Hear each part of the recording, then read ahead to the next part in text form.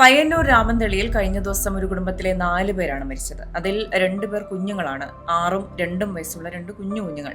6 വയസ്സുള്ള ഹിമയും 2 വയസ്സുള്ള കണ്ണനും 2 മക്കൾ.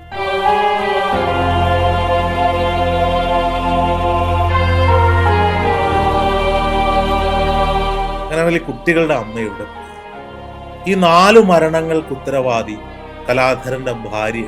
ഭർത്തൃപിതാവിന്റെ പേരിൽ പോക്സോ കേസ് കൊടുത്തിരുന്നു കലാധരന്റെ ഭാര്യ. ഏതെങ്കിലും ഒരു അന്വേഷണ ഉദ്യോഗസ്ഥന്റെ മുന്നിലേക്ക് ഒരു പരാതി ചെന്നാൽ ആ പരാതി ആ നിമിഷം കേരളത്തിൽ FIR ആവും. പിന്നെ എവിടെയാണ് സ്ത്രീ പുരുഷ തുല്യത ഉണ്ടാവുന്നത്?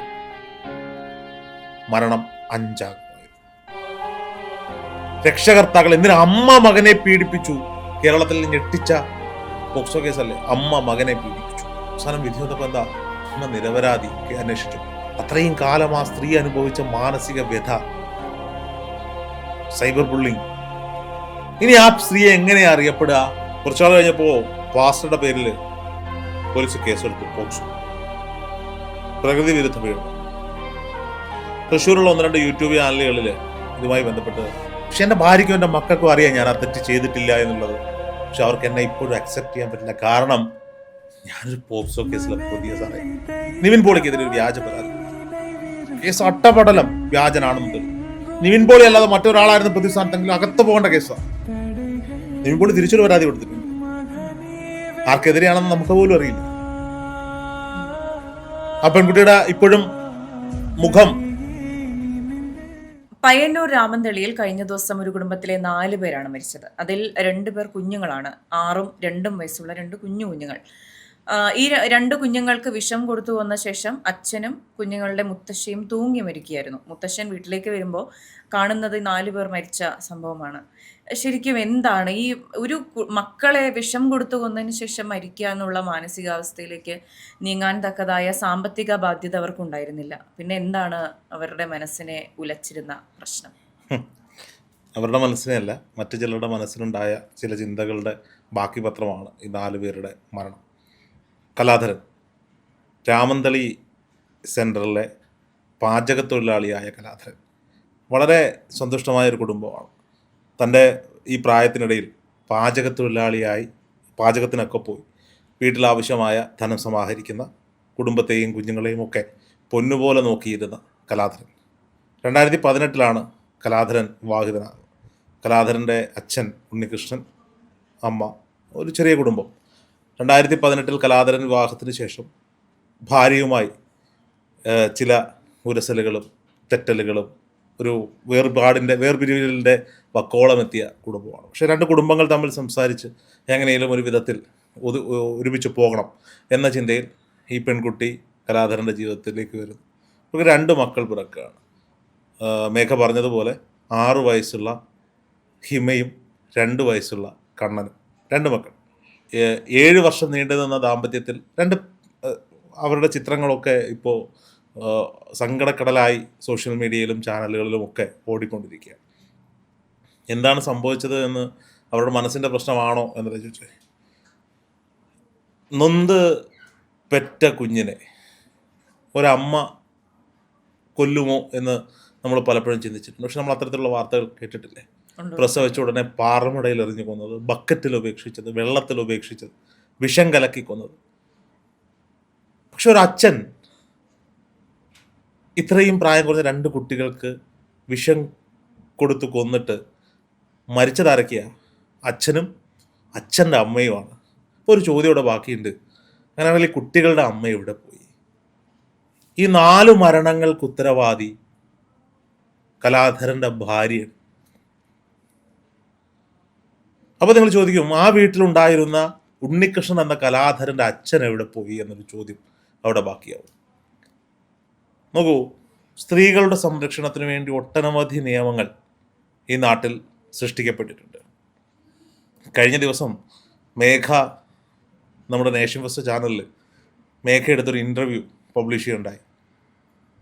എനിക്ക് തോന്നുന്നു കണ്ണൂരിലെ തന്നെ ഒരു പോക്സോ കേസുമായി ബന്ധപ്പെട്ട് ആ കേസ് വാദിച്ച ആ BJP നേതാവായ അധ്യാപകന് ശിക്ഷ വാങ്ങിക്കൊടുത്ത പബ്ലിക് പ്രോസിക്യൂട്ടറുടെ ഇൻ്റർവ്യൂ ആണ്. അതിൻ്റെ വാചകം ഞാൻ ശ്രദ്ധിച്ചു. ഇന്നത്തെ കാലത്ത് കള്ള പോക്സോ കേസുകളൊന്നും വരുന്നില്ല എന്നുള്ളത്. എനിക്കത് കേട്ടപ്പോൾ ഭയങ്കര ചിരിയാണ് വന്നത്. കാരണം എത്രയോ കള്ള പോക്സോ കേസുകൾ എൻ്റെ ഈ ചുരുങ്ങിയ കാലത്തെ മാധ്യമപ്രവർത്തന ജീവിതത്തിനിടയിൽ നമ്മുടെ മുന്നിലൂടെ കടന്നു പോയിട്ടുണ്ട്. ആ വിഷയത്തിലേക്കൊക്കെ വരാം. ഉണ്ണികൃഷ്ണൻ എവിടെയായിരുന്നു എന്നൊരു ചോദ്യമുണ്ട്. കലാധരൻ്റെ അച്ഛൻ ഉണ്ണികൃഷ്ണൻ ഈ മരണം നടക്കുമ്പോൾ എവിടെയായിരുന്നു? അയാൾക്ക് ആ വീട്ടിലോ ആ നാട്ടിലോ കയറാൻ പറ്റാത്ത സാഹചര്യം ഉണ്ടാക്കിയിരുന്നു കലാധരൻ്റെ ഭാര്യ. എന്തിനാണെന്നറിയോ? 6 വയസ്സും 2 വയസ്സുമുള്ള കുഞ്ഞുങ്ങളെ കൊണ്ട് ഭർത്തൃപിതാവിൻ്റെ പേരിൽ പോക്സോ കേസ് കൊടുത്തിരുന്നു കലാധരൻ്റെ ഭാര്യ. മനസ്സിലാക്കണം. ഈ എല്ലാവരും ഞാൻ പറയുന്നില്ല, കൊച്ചുമക്കളെ ലൈംഗിക ചുവയോടെ കൈകാര്യം ചെയ്യുന്ന മുത്തശ്ശന്മാരും മുത്തശ്ശിമാരും ഒക്കെയുള്ള നാട് തന്നെയാണ് കേരളവും. പലപ്പോഴും പല കേസുകൾ നമ്മുടെ മുന്നിൽ, അതിൽ എത്ര എണ്ണം സത്യമുണ്ട് എന്നുള്ളത് അതിൻ്റെ പിന്നാലെ പോയാൽ നമുക്ക് അന്വേഷിച്ച് കണ്ടെത്താൻ പറ്റും. പക്ഷേ മകൻ്റെ കുഞ്ഞിനെ സ്വന്തം നെഞ്ചിലിട്ട് വളർത്തുന്ന സ്വന്തം പേരക്കുട്ടികളെ ഉപദ്രവിക്കാനോ അല്ലെങ്കിൽ ഈ ഒരു പോക്സോ കേസിൻ്റെ പരിധിയിൽ വരുന്ന രീതിയിൽ എന്തെങ്കിലുമൊക്കെ ചെയ്യാനോ ഒരു മുത്തശ്ശൻ തയ്യാറാകുമോ എന്ന് ചോദിച്ചാൽ ഇല്ല എന്ന് മാത്രമേ എനിക്ക് ഉത്തരം പറയാൻ പറ്റൂ. എൻ്റെ ജീവിതത്തിൽ നേരിട്ട് അനുഭവിക്കുന്നത് വരെയോ നേരിട്ട് കാണുന്നത് വരെയോ ഇല്ല എന്ന് മാത്രമേ എനിക്ക് ഉത്തരം അതിന് നൽകാൻ സാധിക്കുള്ളൂ. ഇവരുടെ ജീവിതത്തിലേക്ക് മടങ്ങി വന്നാൽ 2018 വിവാഹത്തിന് ശേഷം ഇവരുടെ പിണക്കങ്ങൾ ഉണ്ടാകുന്നു. വീട്ടുകാർ തമ്മിൽ ഇത് സംസാരിച്ച് തിരിച്ചിവരെ ഒരുമിപ്പിക്കുന്നു. 2 കുട്ടികളുണ്ടാവുന്നു. കലാധരൻ്റെ ഭാര്യ ഇയാളോട് പിണങ്ങിപ്പോയി. അതിൻ്റെ കാരണം ആർക്കും അറിയില്ല. ആ നാട്ടിൽ ഒരാൾക്കും ഈ കലാധരനെ കുറിച്ച് എതിരഭിപ്രായം ഒന്നുമില്ലതാണ്. ഒരു ദാമ്പത്യത്തിലൊരു 2 പേർക്ക് ഒരുമിച്ച് ജീവിക്കണമോ വേണ്ടയോ എന്ന് തീരുമാനിക്കാനുള്ള സ്വാതന്ത്ര്യമൊക്കെ അവർക്കുണ്ട്, ഇല്ല എന്ന് ഞാൻ പറയുന്നില്ല. ഈ കലാധരൻ്റെ ഭാര്യ പോയതിനു ശേഷം ഈ കുട്ടികളും കലാധരൻ്റെ ഭാര്യയ്ക്കൊപ്പം ഭാര്യ വീട്ടിലായിരുന്നു. അവിടെ ഈ കുട്ടികൾക്ക് ആവശ്യത്തിന് വസ്ത്രമോ ഭക്ഷണമോ കിട്ടാതെ വന്നൊരു സാഹചര്യത്തിൽ കലാധരൻ ഈ കുട്ടികളെ തൻ്റെ വീട്ടിലേക്ക് കൂട്ടിക്കൊണ്ടുവന്നു. പലപ്പോഴും അമ്മ കുട്ടികളെ അവരുടെ വീട്ടിലേക്ക് മടക്കി വിളിക്കുമ്പോൾ കുട്ടികൾക്ക് പോകാൻ ഒരു മനസ്സുമില്ലാതെ അച്ഛനോട് പറയും, അച്ഛാ ഞങ്ങളെ അങ്ങോട്ടേക്ക് വിടരുത്, ഞങ്ങൾ അച്ഛനൊപ്പം ഇവിടെ നിന്നോളാം. കുട്ടികളുടെ സമ്മതമില്ലാതെ കലാധരൻ മക്കളെ ഭാര്യയ്ക്ക് മടക്കി കൊടുത്തതുമില്ല. അപ്പോൾ സ്വാഭാവികമായി കേസുകളായി. അങ്ങനെയാണല്ലോ പിന്നെ അടുത്ത ചടങ്ങതാണല്ലോ, കേസാവുക. കോടതി വ്യവഹാരങ്ങളായി കോടതിയിൽ നിന്ന് ഉത്തരവ് സമ്പാദിച്ചു.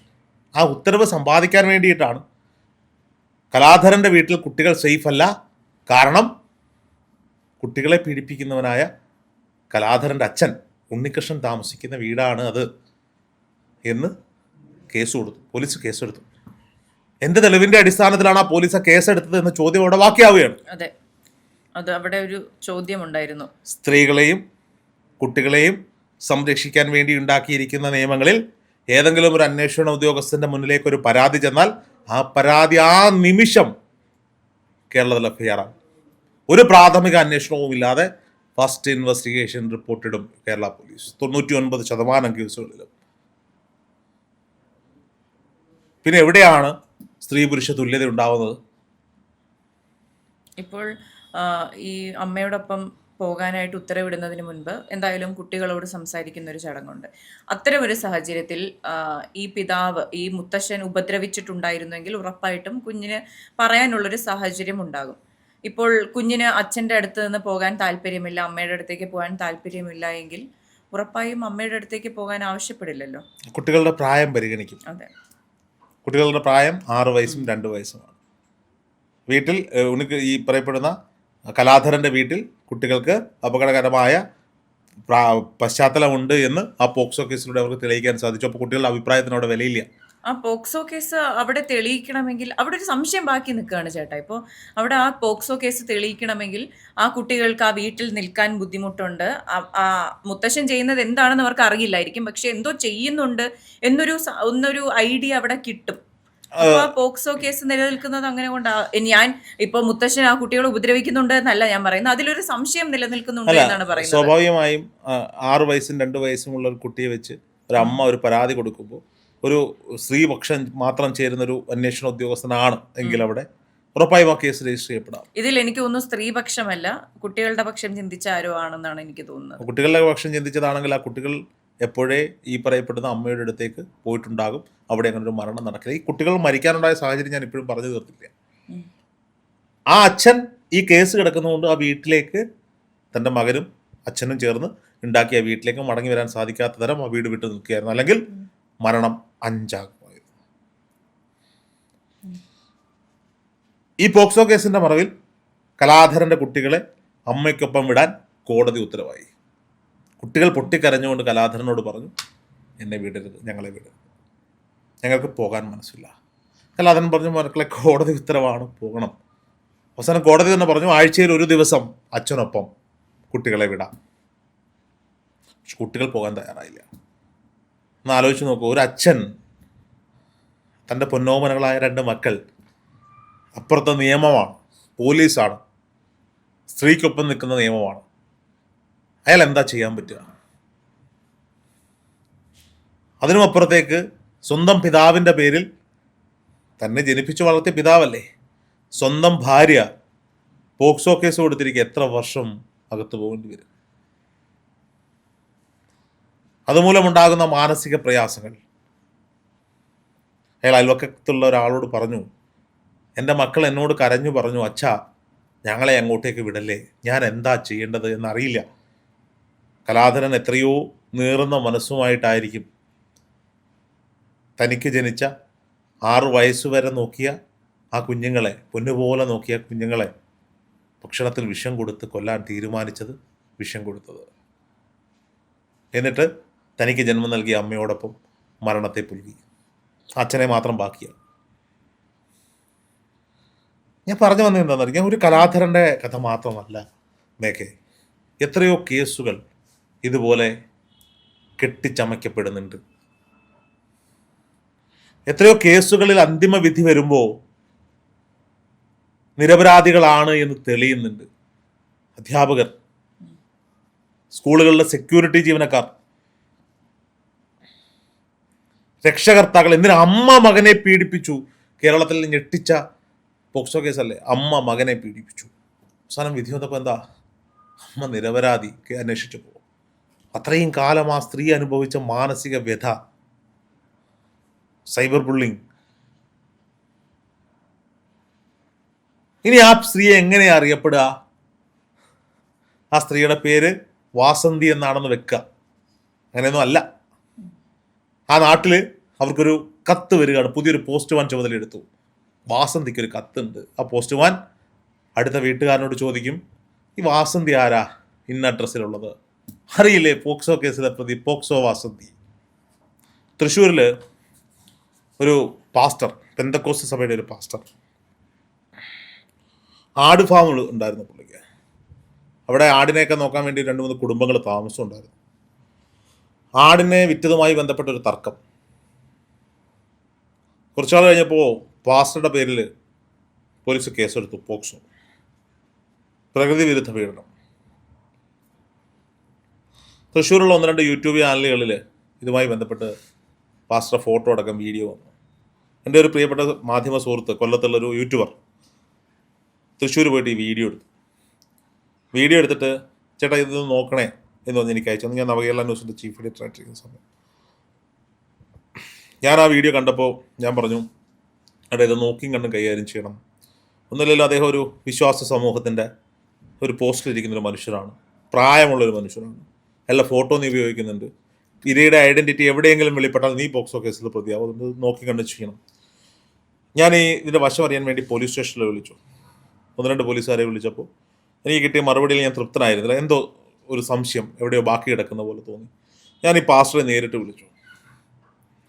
പാസ്റ്റർ ഞാനുമായിട്ട് സംസാരിച്ചപ്പോൾ പാസ്റ്റർ എനിക്കൊന്നും സംസാരിക്കാനില്ല എന്ന് പറഞ്ഞ് കട്ട് ചെയ്തു. കുറച്ച് സമയങ്ങൾക്ക് ശേഷം പാസ്റ്ററുടെ സഹായിയായിട്ടുള്ള ഒരാൾ എന്നെ വിളിച്ചു. കുറേ നേരം ഞങ്ങൾ കാര്യങ്ങളൊക്കെ പറഞ്ഞു. അപ്പോൾ ഇങ്ങനെയാണ് അവസാനം, ആ കേസിൻ്റെ അവസാനം ഈ പാസ്റ്റർ നിരപരാധിയാണെന്ന് തെളിഞ്ഞു. കേസ് മുന്നോട്ട് പോയില്ല. പക്ഷെ ആദ്യം വീഡിയോ ഇട്ട യൂട്യൂബ് ചാനലിലെ പ്രിയപ്പെട്ട സുഹൃത്ത്, തൃശ്ശൂരുള്ള സുഹൃത്ത്, പോക്സോ കേസിൽ പ്രതിയായി, ഇരയുടെ ഐഡൻറ്റിറ്റി വെളിപ്പെടുത്തി. എന്നിട്ട് ഈ പാസ്റ്ററെ പല യൂട്യൂബ് ചാനലുകാരും വിളിച്ച് 10 ലക്ഷം, 20 ലക്ഷം, 25 ലക്ഷം രൂപ ആവശ്യപ്പെട്ടു ഈ വാർത്ത കൊടുക്കാതിരിക്കാൻ. ആ മനുഷ്യൻ ചെയ്ത, ആ മനുഷ്യൻ്റെ ഉള്ളിൽ സത്യം ഉള്ളതുകൊണ്ട് തന്നെ വിളിച്ചിട്ടുള്ള മുഴുവൻ ചാനലുകാരുടെയും പേരും നമ്പറും എഴുതിയിട്ട് പോലീസിൽ പരാതി കൊടുത്തു. അയാൾക്കറിയാം ആ കേസ് നിൽക്കുന്നത്, അയാൾ അത് ചെയ്തിട്ടില്ല, അയാൾ സത്യത്തിൽ വിശ്വസിക്കുന്നുണ്ട്, അയാൾ ഈശ്വരനിൽ വിശ്വസിക്കുന്ന ആളാണ്. ഈ കൊടുത്ത കൂട്ടത്തിൽ എൻ്റെ പേരുണ്ട്. കാര്യം ഞാൻ ഇദ്ദേഹത്തെ എന്താണെന്നറിയാൻ വേണ്ടി വിളിച്ചല്ലോ. അങ്ങനെ തൃശ്ശൂരിൽ നിന്ന് എനിക്ക് മണ്ണുത്തി പോലീസ് സ്റ്റേഷനിൽ നിന്ന് എന്നെ വിളിച്ചു. ഞാൻ പോയി CA കണ്ടു, കാര്യങ്ങൾ പറഞ്ഞു. CA എന്നോട് പറഞ്ഞു എല്ലാവരും വിളിച്ചതിൻ്റെ കോൾ റെക്കോർഡിങ്ങും സ്ക്രീൻഷോട്ടുകളുമുണ്ട്. രോഹിതിൻ്റെ കോൾ റെക്കോർഡിങ്ങിൽ മാത്രമാണ്, പ്രത്യേകിച്ചൊന്നുമില്ല, വിവരം അറിയുന്നു, ഫോൺ കട്ട് ചെയ്യുന്നു, പോകുന്നു.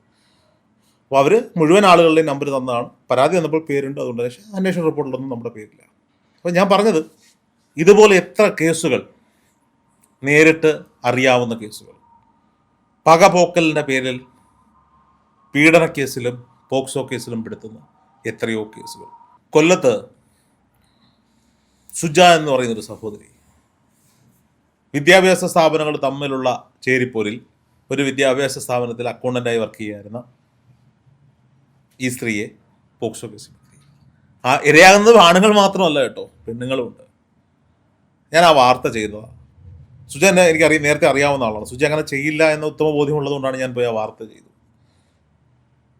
സുജ കഴിഞ്ഞ ദിവസം എന്നെ വിളിച്ചിരുന്നു. ആ കേസൊക്കെ തള്ളിപ്പോയി. ആ കേസ് അന്വേഷിച്ച അന്വേഷണ ഉദ്യോഗസ്ഥർക്കെതിരെ അവരിപ്പോൾ നിയമപരമായി ഫൈറ്റ് ചെയ്തുകൊണ്ടിരിക്കുകയാണ്. ഈ സുജയുടെ വാർത്ത പബ്ലിഷ് ചെയ്ത് കഴിഞ്ഞപ്പോൾ എനിക്കൊരു ഫോൺ കോൾ വന്നു. ഒരു മനുഷ്യൻ എല്ലാ കഥകൾ കേട്ടിട്ട് ഞാൻ അറിയാതെ എൻ്റെ കണ്ണ് നിറഞ്ഞു. ഞാൻ ചോദിച്ചു, ചേട്ടൻ എവിടെയുള്ള, ഞാൻ വന്ന് കാണാം. ചേട്ടൻ്റെ നിരപരാധിത്വം നമുക്ക് സമൂഹത്തിനോട് വിളിച്ചു പറയണം. എന്തിനാ സാറേ, ഞാൻ അനുഭവിക്കാനുള്ളതെല്ലാം അനുഭവിച്ചു. എൻ്റെ ഭാര്യ, മക്കൾ, വീട്, കുടുംബം, നാട് എല്ലാം പോയി. പക്ഷെ എൻ്റെ ഭാര്യയ്ക്കും എൻ്റെ മക്കൾക്കും അറിയാം ഞാൻ ആ തെറ്റ് ചെയ്തിട്ടില്ല എന്നുള്ളത്. പക്ഷെ അവർക്ക് എന്നെ ഇപ്പോഴും അക്സെപ്റ്റ് ചെയ്യാൻ പറ്റില്ല. കാരണം ഞാനൊരു പോക്സോ കേസിലെ പ്രതിയ സാറേ. ആ മനുഷ്യൻ പറഞ്ഞ വാചകങ്ങൾ എൻ്റെ മനസ്സിൽ ഇപ്പോഴും ഇങ്ങനെ അലയടിച്ച് കിടപ്പുണ്ട്. ആ മനുഷ്യനെ പിന്നെ എനിക്ക് വിളിച്ചിട്ട് ഫോണിൽ കിട്ടിയിട്ടില്ല. ആ മനുഷ്യൻ എവിടെയാണെന്ന് പോലും എനിക്കറിയില്ല. ജീവിതത്തിൽ ചാപ്പ കുത്തി കൊടുക്കുകയാണ്. നിങ്ങളൊരു പീഡന കേസിലെ ഒരു പോക്സോ കേസിലെ പ്രതിയാണ്. കോടതി വെറുതെ വിട്ടാലും സമൂഹത്തിന് വെറുതെ വിടാൻ പറ്റാത്ത രീതിയിലേക്ക് ചാപ്പ കുത്തുന്ന ജീവിതങ്ങളായി പോക്സോ മാറുകയാണ്. ഞാനിന്ന് ഇത് ബാക്ക് മീഡിയയിലൂടെ ഈ പോഡ്കാസ്റ്റ് ചെയ്യണമെന്ന് വിചാരിച്ചത്, സമൂഹത്തിൽ ഇത്തരത്തിലുള്ള, ഞാൻ മേഘയെ തന്നെ വിളിച്ചെൻ്റെ ഫ്രണ്ടിൽ ഇരുത്തിയത്. കഴിഞ്ഞ ദിവസം മേഘ എടുത്ത ഇൻ്റർവ്യൂ, മേഘ ആ ചോദ്യം കൗണ്ടർ ചെയ്തില്ല എന്ന പരാതി എനിക്കുണ്ട്. ഞാൻ അതിനോട് യോജിക്കുന്നത് കൊണ്ടാണ് കൗണ്ടർ ചെയ്യാത്തത്. എന്തുകൊണ്ടാണ് യോജിക്കുന്നത്? അഡ്വക്കേറ്റ് ഭാസ്വരി പറഞ്ഞൊരു കാര്യമുണ്ട്. പോക്സോ കേസുകൾ ഞാൻ ചോദിച്ചിരുന്നു, വ്യാജ പോക്സോ പരാതികൾ വരുന്നില്ലേ? ഉണ്ട്. ഇപ്പോൾ ഈ പോക്സോ കേസ് എന്ന് പറയുന്നത്, പോക്സോ ആക്ട് എന്ന് പറയുന്നത് കുറേ നാളായി ഉണ്ടായിരുന്ന ആക്ട് അല്ല, വളരെ അടുത്തായാണ് ഇത് ഉണ്ടാകുന്നത്. ഇപ്പോൾ ഒരു കുഞ്ഞിനെ കള്ളം പറയാൻ പഠിപ്പിക്കുന്നതിനൊരു പരിധിയുണ്ട്. ഇപ്പോൾ ഞാൻ കള്ളം പറയുന്ന പോലെ, രോഹിതേട്ടൻ കള്ളം പറയുന്ന പോലെ കുഞ്ഞുങ്ങൾക്ക് കള്ളം പറയാനൊരു പരിധിയുണ്ട്. അവർക്കത് പറഞ്ഞ് പഠിപ്പിച്ച് കൊണ്ടുവന്നിരുത്തുമ്പോൾ മുന്നിലെത്തുന്ന ഉദ്യോഗസ്ഥർക്കോ അല്ലെങ്കിൽ അവരെ പോലുള്ള പബ്ലിക് പ്രോസിക്യൂട്ടർമാർക്കോ അത് തിരിച്ചറിയാൻ കഴിയും. ഇപ്പോൾ കുട്ടിയെ പറഞ്ഞ് പറയിപ്പിക്കുന്നതാണെന്നോ അല്ലെങ്കിൽ ആ കുട്ടിയും ഇത് അനുഭവിച്ചിട്ടുണ്ടോ എന്നുള്ളത് അവർക്ക് തിരിച്ചറിയാൻ സാധിക്കും. അപ്പോൾ ഒരുവിധമുള്ള എല്ലാ വ്യാജ പരാതികളും ഫിൽട്ടർ ചെയ്ത് പോകാറുണ്ട് എന്നാണ് അവർ പറഞ്ഞത്. ഞാനത് വ്യാജ പരാതികൾ ഉണ്ടാകുമ്പോൾ ഞാൻ പറയുന്നത്, എൻ്റെ പ്രശ്നം അവിടെയല്ല, പബ്ലിക് പ്രോസിക്യൂട്ടറുടെയോ കൗൺസിലറുടെയോ മുന്നിലേക്ക് എത്തുന്നിടത്തല്ല. എൻ്റെ പ്രശ്നം ഒരു പരാതി ലഭിച്ചാൽ FIR ആ നിമിഷം ഇടുന്നതിലാണ്. ആ അന്വേഷണ ഉദ്യോഗസ്ഥൻ അന്വേഷിക്കാതെ ആ കുട്ടിയോടൊരു കൗൺസിലറെ വെച്ച് സംസാരിക്കാതെ ഒരു FIR ഇട്ടാൽ, അയാൾ അറസ്റ്റ് ചെയ്യപ്പെട്ടാൽ അയാളുടെ ജീവിതത്തിലേക്ക് അത് ചാപ്പ കുത്തി കൊടുക്കുകയാണ്. പക്ഷേ ചേട്ടാ, അതിൽ എൻ്റെ ടേക്ക് എന്ന് പറയുന്നത്, ഒരു കുഞ്ഞിന് ഒരു മോശം അനുഭവം ഉണ്ടാവുന്നു. ഇപ്പോൾ സ്ത്രീകളുടെ കാര്യം പോട്ടെ, ഇപ്പോൾ കുഞ്ഞുങ്ങളുടെ കാര്യത്തിൽ കുറച്ചുകൂടെ സെൻസിറ്റീവാണ് വിഷയം. ഒരു കുഞ്ഞിനൊരു മോശം അനുഭവം ഉണ്ടാവുന്നു, ആ കുട്ടി പുറത്തു വന്ന് വേറൊരാളോട് ഇത് പറയാനും അത് പോലീസിൽ പോയി പറയാനും എടുക്കുന്ന ധൈര്യം ചെറുതൊന്നുമല്ല.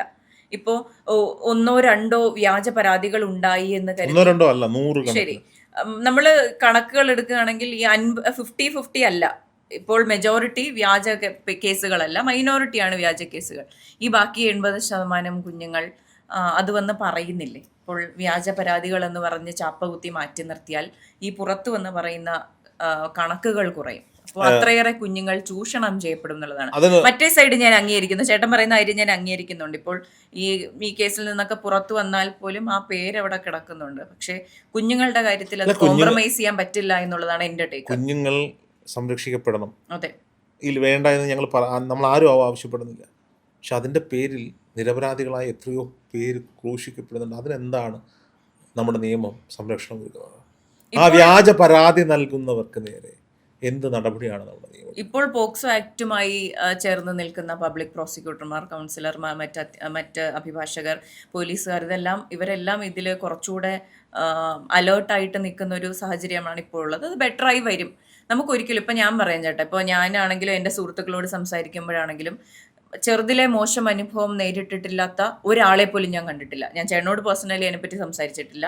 പക്ഷെ എൻ്റെ ക്ലോസ് സർക്കിളിൽ സ്ത്രീകളും പുരുഷന്മാരും, ഇപ്പൊ ആൺകുട്ടികളും പെൺകുട്ടികളും എല്ലാം ഒരു മോശം അനുഭവം നേരിട്ടിട്ടുണ്ട്. ഇവരാരും ഇത് പുറത്ത് പറയാൻ ധൈര്യപ്പെട്ടിട്ടില്ല. ഇപ്പൊ ഞാൻ എപ്പോഴും പറഞ്ഞിട്ടുള്ള കാര്യമാണ്, 4-ാം വയസ്സിൽ എന്നെ ബാഡ് ടച്ച് ചെയ്തൊരു കാര്യം ഞാൻ 25-ാം വയസ്സിലാണ് മറ്റൊരാളോട് പറയുന്നത്. അപ്പോൾ ഈ പേടി എല്ലാവരുടെയും ഉള്ളിലുണ്ടാവും. പക്ഷെ പോക്സോ ആക്ട് കുറച്ചുകൂടെ സ്ട്രോങ് ആയിട്ടിരിക്കുകയാണെങ്കിൽ ഒരു കുഞ്ഞിന് ഇന്നൊരു മോശം അനുഭവം ഉണ്ടായാൽ നാളെ വന്നിട്ട് അമ്മയോട് അമ്മ എനിക്കിത് ബുദ്ധിമുട്ടുണ്ടായി എന്ന് പറയാനുള്ള ഒരു ആർജവം ഉണ്ടാവും. അത് വ്യാജ കേസുകൾ കാരണം ഇതിന്റെ മെറിറ്റ് ആണ് നശിക്കുന്നത്. ഇപ്പോൾ കുറച്ച് ദിവസങ്ങൾക്ക് മുമ്പ് എൻ്റെ ഒരു ഫ്രണ്ട് ഹൈക്കോടതിയിലെ അഡ്വക്കേറ്റ് ആണ്. അപ്പോൾ പുള്ളി ഇങ്ങനെ വ്യാജ പോക്സോ കേസുകളെ പറ്റി എന്നോട് സംസാരിക്കുകയാണ്. ഒരു സ്ത്രീക്ക് അത്യാവശ്യമായിട്ട് ഡിവോഴ്സ് വേണം, അതിന് ഇവര് കോംപ്രമൈസ് ചെയ്യാൻ റെഡിയല്ല. അതുകൊണ്ട് ഭർത്താവിന്റെ മേലിൽ ഇങ്ങനെ പഴിയിട്ടുകൊണ്ടിരിക്കുക. ഓരോ തവണ വരുമ്പോൾ ഓരോ കേസുകളായിട്ട്, ഓരോ കാര്യങ്ങളായിട്ട്, റീസൺസ് ആയിട്ട് കൊണ്ടുവന്നുകൊണ്ടിരിക്കുകയാണ്. അപ്പോൾ ഏറ്റവും അവസാനം അവർ കൊണ്ടുവന്ന് ഇയാൾ മദ്യപിച്ച് കിടന്നപ്പോൾ അയാളുടെ ഡ്രസ്സ് അഴിച്ചിട്ടിട്ട് കുഞ്ഞിനെ അടുത്തുകൊണ്ട് കിടത്തി ഒരു ഫോട്ടോ എടുത്തുകൊണ്ട് സബ്മിറ്റ് ചെയ്തു. പക്ഷേ ആ സാധനം ഡിറ്റക്ട് ചെയ്യാൻ, അല്ലെങ്കിൽ ഇത് വ്യാജമാണെന്ന് പറയാൻ ഇപ്പുറത്തുണ്ടായിരുന്ന ഈ പുരുഷന്റെ അഡ്വക്കേറ്റിന് കഴിഞ്ഞു എന്നുള്ളതാണ്. ഇപ്പോൾ ഈ മന്ത്രം മോദി കൊടുത്ത ഇപ്പുറത്തെ അഭിഭാഷകനും അവിടെ തെറ്റുകാരിയാണ്, ആ സ്ത്രീയും അവിടെ തെറ്റുകാരി തന്നെയാണ്. ഇത്തരം പോക്സോ കേസുകൾ ദുരുപയോഗപ്പെടുന്നുണ്ട്. പക്ഷേ അത് കാരണം ബാക്കിയുള്ളതിന്റെ മെറിറ്റ് നഷ്ടപ്പെടണമെന്നോ പോക്സോ കേസ് പിൻവലിക്കണമെന്നോ അല്ല എൻ്റെ ടേക്ക്. രാമന്തളിയിൽ ഉണ്ടായിരിക്കുന്നതും താങ്കൾ ഇപ്പോൾ ഈ പറഞ്ഞിരിക്കുന്ന രാമന്തളിയിലെ 4 മരണങ്ങൾ കൊലപാതകമാണ്. ആത്മഹത്യ എന്ന് ഞാൻ പറയില്ലേ, കൊലപാതകം. 4 കൊലപാതകമാണ്. കുട്ടികളെ കൊന്നു, 2 പേർ ആത്മഹത്യ ചെയ്തു, ഇതാണ് കേസ്. പക്ഷെ 4 കൊലപാതകമാണ്. 4 കൊലപാതകങ്ങളും ചെയ്തിരിക്കുന്നത് ആ കള്ളക്കേസ് ചുമച്ചാക്കുന്നു. പയ്യെങ്കിൽ കളഞ്ഞിട്ട് പോയാൽ പോരെ. ഞാനതിനെ കൗണ്ടർ ചെയ്യട്ടെ with all due respect. Like മരിച്ചുപോയ എല്ലാ ആ 4 പേരോടുള്ള ഫുൾ റെസ്പെക്റ്റോട് കൂടി ഞാൻ പറയാണ്, ആ കുഞ്ഞുങ്ങൾ അമ്മയോടുകൂടെ പൊക്കോട്ടെ എന്ന് വിചാരിച്ചിരുന്നെങ്കിൽ ആ കുട്ടികൾ പോകാൻ തയ്യാറല്ലാതിരിക്കുമ്പോൾ 6-ഉം 2-ഉം വയസ്സുള്ള കുഞ്ഞുങ്ങൾക്ക് എന്തറിയാം? എന്താ ചെയ്യാൻ പറ്റും ഒരച്ഛൻ? പറയൂ, ഒരച്ഛൻ എന്താ ചെയ്യാൻ? ഇപ്പോൾ കോടതി ആവശ്യപ്പെടുകയാണ് അമ്മയോടൊപ്പം പോകണം. ഇപ്പോൾ ഈ കുട്ടികൾ അമ്മയോടൊപ്പം ആയിരുന്നു. ആ അച്ഛന്റെ സാഹചര്യം മനസ്സിലാക്കുക. ഞാൻ പറയുന്നത് ഇപ്പൊ നമ്മൾ സംസാരിക്കുന്നതിന് അപ്പുറത്തേക്കുള്ള കാരണങ്ങൾ ഉണ്ടാകാം. ഞാൻ ഇപ്പോഴത്തെ നമുക്കറിയുന്ന വിവരം വെച്ചുള്ള കാര്യമാണ്. ആ കുഞ്ഞുങ്ങൾ ജീവിച്ചിരിക്കട്ടെ എന്നൊരു ടേക്ക് എടുക്കാമായിരുന്നു. ഞാൻ ഒരിക്കലും ആ കുഞ്ഞുങ്ങളുടെ മരണത്തെയോ ആ കുഞ്ഞുങ്ങളുടെ കൊലപാതകത്തെയോ അയാളുടെ ആത്മഹത്യയോ ന്യായീകരിക്കാൻ വേണ്ടി പറയുന്നതല്ല. അവന്റെ അവസ്ഥ മനുഷ്യനാണ്. തീർച്ചയായും ഒരു നിമിഷം മതി എല്ലാം തീരാൻ. ആ കുട്ടികൾ ആ അമ്മയോടൊപ്പം ആയിരുന്നു. കുട്ടികൾക്ക് ആവശ്യത്തിന് ആഹാരമോ മറ്റു സൗകര്യങ്ങളോ കിട്ടാത്തത് കൊണ്ടാണ് കുട്ടികളെ അവരുടെ അച്ഛൻ വീട്ടിലേക്ക് വിളിച്ചുകൊണ്ട് വരുന്നത്. അമ്മയുടെ വീട്ടിൽ ആ കുഞ്ഞുങ്ങൾക്ക് വേണ്ടത് കിട്ടിയിരുന്നെങ്കിൽ അച്ഛനേക്കാൾ ഇഷ്ടം അമ്മയായിരിക്കില്ലേ? എല്ലാ കുടുംബങ്ങളിലും 90%. അതെ, അല്ലെങ്കിൽ 2 പേരിൽ ഒരാൾക്കെങ്കിലും. എന്തുകൊണ്ട് കുട്ടികൾ പോകുന്നില്ല എന്ന് പറഞ്ഞു? കുട്ടികളെ അടിച്ചോടിക്കാൻ പറ്റുമോ വീട്ടിൽ നിന്ന്? ആ മനുഷ്യൻ ചിന്തിക്കണം, എന്തിനാണെന്നേ ഈ തീയിലും പുകയിലും കിടന്ന് കഷ്ടപ്പെട്ടിട്ട് വന്നിട്ട് 7 വർഷമായി കല്യാണം കഴിച്ച ജീവിതത്തിൽ ഒരു സമാധാനം ഇല്ല. കുട്ടികൾക്കും സമാധാനം കൊടുക്കില്ല. കുട്ടികൾക്ക് അറിയാണ്. അവൻ വിചാരിച്ചിട്ടുണ്ടാവും പോയേക്കാം, പിന്നെ പ്രശ്നമില്ലല്ലോ, ഇതൊന്നും കാണാനും കേൾക്കാനും നിൽക്കണ്ടല്ലോ എന്ന് വിചാരിച്ചിട്ടുണ്ടാകും. അപ്പോൾ പോക്സോ കേസ് ഇല്ലാതാക്കണമെന്നോ കുട്ടികളുടെ നീതി നിഷേധം ഉണ്ടാകണമെന്നോ ഒന്നുമല്ല. ഞാൻ പലപ്പോഴും പല ചർച്ചകളിലും പറഞ്ഞിട്ടുണ്ട്. പണ്ട് സ്കൂളിലൊക്കെ പഠിക്കുമ്പോൾ ഞാൻ എൻ്റെ അമ്മയുടെ വീട്ടിലേക്ക് പോകും. 40 കിലോമീറ്റർ ഉണ്ട്. അപ്പോൾ നന്നേ ചെറുപ്പത്തിലെ 7-ലൊക്കെ പഠിക്കുമ്പോൾ തന്നെ ഞാൻ ബസ് കയറി അങ്ങോട്ടേക്കൊക്കെ പോകും. 3 ദിവസം അവധി കിട്ടുമ്പോൾ 1-2-3 തവണ ബസ്സിലൊക്കെ വെച്ചിട്ട് നമുക്ക് മോശം അനുഭവം ഉണ്ടായിട്ടുണ്ട്. സ്ത്രീകളിൽ നിന്നല്ല, പുരുഷന്മാരിൽ നിന്ന്. ഡിഗ്രിയൊക്കെ കഴിഞ്ഞ് ജോലിക്ക് പോയി തുടങ്ങിയ സമയത്ത് ഞാൻ പോകുന്നത് എൻ്റെ ബൈക്ക് കൊണ്ടുവന്ന് കൊട്ടാരക്കര ബസ് സ്റ്റാൻഡിൻ്റെ മുന്നിലെ പേയാൻ പാർക്കിൽ വെച്ചിട്ട് ബസ് കയറിയിട്ടാണ് പോവുക. അന്ന് എനിക്ക് സെയിൽസിലാണ് ജോലി, മാർക്കറ്റിങ്ങിലാണ്. ആലപ്പുഴ, എറണാകുളം, തിരുവനന്തപുരം 3-4 ബ്രാഞ്ചുകൾ ഞാൻ നോക്കുന്നുണ്ട്, ബാങ്ക് അഷുറൻസിൽ. ഒരിക്കലും എൻ്റെ ബൈക്ക് ഇല്ലാതെ ഒരു ദിവസം രാവിലെ എൻ്റെ സുഹൃത്ത് കൊണ്ടുവന്ന് കൊട്ടാരക്കര വിട്ടു. ഞാൻ വന്നത് രാത്രി 1 മണിക്കാണ്. അതിനുശേഷം കുന്നിക്കോടേക്ക് ബസ്സില്ല. ഞാൻ ആ KSRTC ബസ് സ്റ്റാൻഡിലിരിക്കുമ്പോൾ ഭയങ്കര സുമുഖനായ ഒരു മനുഷ്യൻ ഇൻസർട്ടൊക്കെ ചെയ്ത് ടിപ്പ് ടോപ്പായിട്ട് എൻ്റെ അടുത്ത് വന്നത്. അപ്പോൾ ഞാൻ രാവിലെ പോയി ഇൻസർട്ടൊക്കെ പോയി കുഴഞ്ഞു മറിഞ്ഞ് വന്നിരിക്കുക. ഇയാൾ പതുക്കെ വന്നിരുന്നിട്ട് ഞാൻ നോക്കും, നമ്മളെ മൈൻഡൊന്നും ചെയ്യുന്നില്ല, ഫോണൊക്കെ നോക്കും. കുറച്ച് കഴിയുമ്പോൾ ഇയാളുടെ കൈ നമ്മുടെ തുടയിലൂടെ ഇഴയുകയാണ്. അന്ന് നമുക്കറിയാവുന്ന ഭാഷയിൽ നമ്മൾ പ്രതികരിച്ചു. അത് 18 വയസ്സ് കഴിഞ്ഞ കേട്ടോ, പോക്സോ കേസിൻ്റെ അതെല്ലാം. ഇതേ അനുഭവം പണ്ട് എനിക്ക് അറിയില്ല ഇതെന്താ സംഭവിക്കുന്നതെന്ന്. 6 ഏഴിലും പഠിക്കുമ്പോൾ എനിക്ക് അറിയില്ല ഇയാൾ എന്താ ഉദ്ദേശിക്കുന്നത്. പക്ഷേ നമുക്കത് കംഫർട്ടബിൾ അല്ലാതെ തോന്നുമ്പോൾ നമ്മൾ ആ സീറ്റിൽ നിന്ന് എഴുന്നേറ്റ് പോവുക ചെയ്യുക. അപ്പോൾ ഇത്തരക്കാർ നമ്മുടെ സമൂഹത്തിലുണ്ട്, അന്നുമുണ്ട്, ഇന്നുമുണ്ട്, എന്നുമുണ്ട്. ഇവരൊക്കെ ശിക്ഷിക്കപ്പെടണം. തീർച്ചയായും. പക്ഷേ വ്യാജ പരാതിയാണെങ്കിൽ, എൻ്റെ ടേക്ക് ഇതാണ്, വ്യാജ പരാതി കൊടുക്കുന്ന 50 പേർ മാതൃകാപരമായി ശിക്ഷിക്കപ്പെട്ടാൽ, പോക്സോ കേസിൽ വ്യാജ പരാതി കൊടുത്ത 50 പേർ മാതൃകാപരമായി ശിക്ഷിക്കപ്പെട്ടാൽ, അവരുടെ ചിത്രങ്ങളടക്കം പത്രമാധ്യമങ്ങളിൽ വാർത്ത വന്നാൽ വ്യാജ പരാതി കൊടുക്കുന്നവരുടെ എണ്ണവും കുറയില്ലേ? തിരിച്ച് കേസ് കൊടുക്കാനുള്ള വകുപ്പ് ഈ പോക്സോ ആക്ടിൽ തന്നെ നിലവിലുണ്ട്. ഉണ്ട്. പക്ഷെ അത് എത്രമാത്രം സ്ട്രോങ് ആണ്? അത് കൊടുപ്പിച്ചവർക്കെതിരെ സ്ട്രോങ് ആണ്. കൊടുപ്പിച്ചവർക്കെതിരെ കേസെടുക്കും, അത് സ്ട്രോങ് ആണ്. അതിൽ ശിക്ഷിക്കപ്പെടുന്നവരും ഉണ്ട് എന്നുള്ളതാണ്. പിന്നെ ഈ ഫോട്ടോ കൊടുക്കുന്ന കാര്യമുണ്ടല്ലോ ചേട്ടാ, കുറ്റം ചെയ്തവരുടെയോ കുറ്റം ഏറ്റവരുടെ, അല്ലെങ്കിൽ ആരുടെ മേലാണോ കുറ്റം ചെയ്തത്, ഇവരുടെ 2 പേരുടെയും ഫോട്ടോസ് പുറത്തു വിടാൻ നമ്മുടെ നിയമം അനുശാസിക്കുന്നില്ല. ഇപ്പോൾ പ്രതിയാണെങ്കിലും വിക്ടിം ആണെങ്കിലും ഫോട്ടോ പുറത്തു വിടരുത്. നമ്മൾ ചെയ്യേണ്ടത് എന്താണെന്ന് പറഞ്ഞാൽ ഈ പ്രതിയായവരുടെ ഫോട്ടോ പുറത്തു വരാതിരിക്കാൻ ശ്രദ്ധിക്കുക എന്നുള്ളതാണ്. ഇപ്പൊ അത് കാര്യമായിട്ട് ശ്രദ്ധിക്കുന്നില്ല മാധ്യമങ്ങളാണെങ്കിലും സോഷ്യൽ മീഡിയ ആണെങ്കിലും. പ്രതിയും ഈ കുട്ടിയും തമ്മിൽ കണക്ട് ചെയ്യുന്ന, കുട്ടിയിലേക്ക് വിരൽ ചൂണ്ടുന്ന എന്തെങ്കിലും ഉണ്ടെങ്കിൽ മാത്രമാണ് പുറത്തു വിടാൻ പറ്റും. ഇപ്പൊ അധ്യാപകന്റെ കേസിൽ അധ്യാപകൻ 100 കണക്കിന് കുട്ടികളെ പഠിപ്പിക്കുന്നുണ്ട്, വിടാം. ഇപ്പൊ മുത്തശ്ശൻ പേരക്കുട്ടിയെ പീഡിപ്പിച്ച കേസ്, അത് പുറത്തു വിട്ടാൽ പേരക്കുട്ടിയുടെ ഐഡന്റിറ്റി പുറത്തു വരും. അധ്യാപകനാകുമ്പോൾ ആ പ്രശ്നം വരില്ല. അങ്ങനെയല്ല, പോക്സോ കേസിന്റെ കാര്യം മാത്രമല്ല, മറ്റെല്ലാ കേസുകളിലും പ്രതിയുടെയും വിക്ടിമിന്റെയും ഫോട്ടോസ് പ്രചരിപ്പിക്കരുത് എന്നുള്ളൊരിതുണ്ട്, ഒരു ക്ലോസ് ഉണ്ട്. പക്ഷെ അത് പാലിക്കപ്പെടാത്തത് കൊണ്ടാണ് ഈ പ്രതികളുടെ ഫോട്ടോ ഇങ്ങനെ സർക്കുലേറ്റ് ചെയ്യപ്പെടുന്നത്. ഞാൻ പറയുന്നത് വ്യാജ പരാതി കൂടി. ഇപ്പം ഉദാഹരണം എടുക്കാം, സിനിമ ഇൻഡസ്ട്രിയിൽ ഇപ്പം ദിലീപുമായി ബന്ധപ്പെട്ട കേസ് ഭയങ്കര സജീവമായി നിൽക്കുകയാണ്. നിവിൻ പോളിക്കെതിരെ ഒരു വ്യാജ പരാതി കൊടുത്തു. കേസ് അട്ടപടലം വ്യാജനാണെന്ന് തെളിഞ്ഞു. നിവിൻ പോളി അല്ലാതെ മറ്റൊരാളായിരുന്നു പ്രതിസ്ഥാനത്തെങ്കിലും അകത്ത് പോകേണ്ട കേസാണ്. നിവിൻ പോളി തിരിച്ചൊരു പരാതി കൊടുത്തിട്ടുണ്ട്. ആർക്കെതിരെയാണെന്ന് നമുക്ക് പോലും അറിയില്ല. ആ പെൺകുട്ടിയുടെ ഇപ്പോഴും മുഖം ഇരുട്ടിൽ മാഞ്ഞിരിക്കുകയാണ്. ഇങ്ങനെയുള്ള കേസുകളിൽ തിരിച്ച് നടപടിയെടുത്താൽ ഉറപ്പായും കുറച്ചു പേർക്ക് മടിയുണ്ടാവും, നേരത്തെ പറഞ്ഞതുപോലെ. അതുപോലെ തന്നെ ഈ കേസ് രജിസ്റ്റർ ചെയ്യുന്ന സമയത്തും ഒരു അന്വേഷണം, ഒരു പ്രാഥമിക അന്വേഷണം എന്ന രീതിയിലെങ്കിലും നടത്തണം. ഇപ്പോൾ 24 മണിക്കൂറിനുള്ളിൽ FIR ഇടണം എന്നുണ്ടെങ്കിൽ 24 മണിക്കൂറിന് മുന്നിൽ അത്രയും അന്വേഷണം നടത്തിയതിനു ശേഷം FIR ഇടണം. ഈ പറയുന്ന പോലെ കുറ്റം തലയിൽ നിന്ന് പോയി കഴിഞ്ഞാൽ ആരും അറിയില്ല, ആദ്യം വന്ന കുറ്റം മാത്രമേ അറിയുള്ളൂ. ഇതെല്ലാം ഈ പറയുന്ന ചേട്ടൻ പറഞ്ഞ എല്ലാം വാലിഡ് ആയിട്ടുള്ള കാര്യങ്ങളാണ്. പക്ഷെ ഇതിന്റെ ഇത് നമ്മൾ വ്യാജം എന്ന് പറഞ്ഞത് കൊണ്ട് ഈ ജെന്യുവൻ ആയിട്ടുള്ള കേസുകൾ തള്ളിപ്പോകുന്ന, അല്ലെങ്കിൽ ഇപ്പോൾ ഒരു 10 വ്യാജം വന്നാൽ 11ാമത്തേത് ചിലപ്പോൾ ജെന്യുവൻ ആയിരിക്കും, അതിന്റെ മെറിറ്റ് അങ്ങ് ഇൻവാലിഡേറ്റ് ചെയ്ത് കളഞ്ഞ് പോവും. അപ്പോൾ അവിടെ ഒരു കുഞ്ഞാണ് വിഷമിക്കുന്നത്, ഒരു കുറ്റകൃത്യമാണ് മറഞ്ഞു പോകുന്നത്. അത് മറഞ്ഞു പോകാതിരിക്കട്ടെ, നിയമം എല്ലാവർക്കും ഒരുപോലെ ആയിരിക്കും. പക്ഷെ 10 നിരപരാധികൾ ശിക്ഷിക്കപ്പെട്ടിട്ട് ഒരു അപരാധി ശിക്ഷിക്കപ്പെടുന്നതിനോട് അല്ലെങ്കിൽ രക്ഷപ്പെടുന്നതിനോടൊന്നും എനിക്ക് യോജിപ്പില്ല.